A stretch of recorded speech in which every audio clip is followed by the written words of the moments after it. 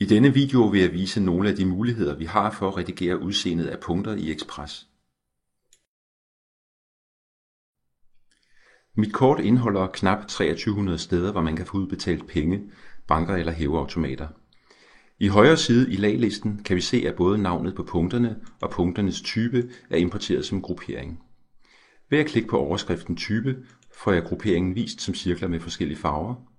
Type dækker over bank, hæveautomat eller en kombination. Hvis jeg i stedet klikker på navn, ser jeg en kombination af mange forskellige farver og faconer. Hvis jeg synes, at farveforskellen mellem to farver i grupperingen type er for lille, kan jeg ændre dette. Jeg sørger for, at jeg har klikket på grupperingen, jeg vil ændre. Fanebladet gruppering dukker op, og jeg klikker på redigere gruppering. Her har jeg nu adgang til at ændre udseendet på en eller flere af grupperne.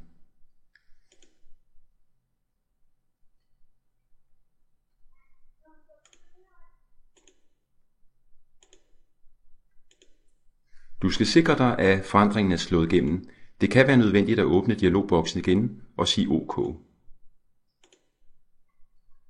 Vi ser nu, at de grønne punkter er blevet til blå. En grupperingsudseende gælder kun, så længe grupperingen er valgt.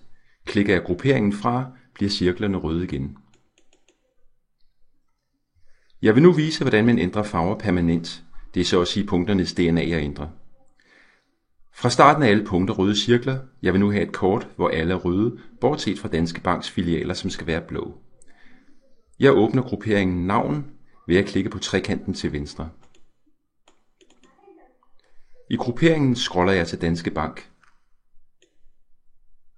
Jeg klikker på Danske Bank for at gøre disse punkter synlige og alle andre usynlige.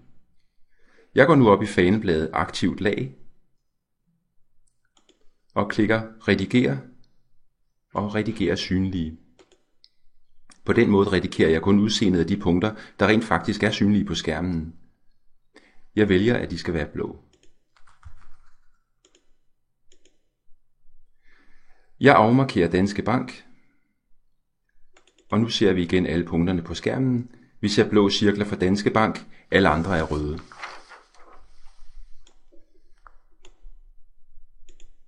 Ønsker jeg at sætte logo på et farvet punkt, er det enkelt. Jeg vil nu sætte et Dankort-logo på alle de punkter, der er rene hæveautomater. Jeg vælger først i grupperingen type at fokusere udelukkende på de punkter, der er hæveautomater. Jeg dobbeltklikker for at gøre dem synlige og alle andre usynlige. Jeg går i aktivt lag og klikker på redigere, redigere synlige. Jeg klikker nu på ikon i stedet for figur. Jeg klikker på gennemse for at finde billedet, som jeg på forhånd har gemt på min computer. Jeg klikker åben og OK. Det er en god idé at tilpasse billedets størrelse i et billedbehandlingsprogram inden importen. Hvis jeg alligevel vil justere på størrelsen efter importen til kortet, er dette nemt. Jeg vælger igen redigere synlige.